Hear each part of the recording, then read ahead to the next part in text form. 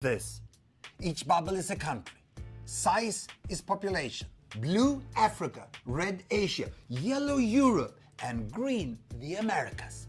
Vertical is child mortality. From 30% of children dying before the age of 5 down to almost zero child death.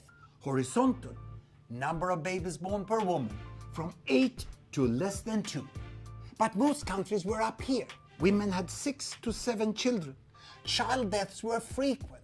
Almost every family lost one or more children.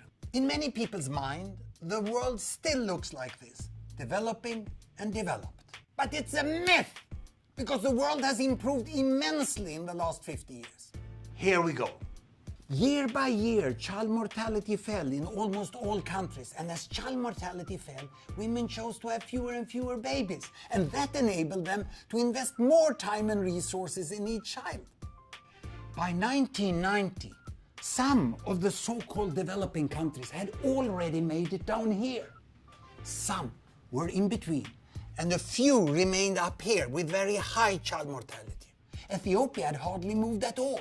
It had passed through decades of famines and political turmoil. Many people think that Ethiopia is still stuck up here, but look what happens after 1990. With improved access to health service in rural areas and well-spent aid, child mortality falls dramatically in Ethiopia. And with better access to family planning, women choose to have fewer and fewer babies. Ethiopia has come halfway and is moving quickly down to this corner. But Ethiopia still faces many challenges. I will split the Ethiopian bubble. The capital, Addis Ababa, is already down here. But the remote Somali region of Ethiopia still have high child mortality. But most of the regions, 90% of the population, are centered around the average. Most people think that the problems in Africa are unsolvable. But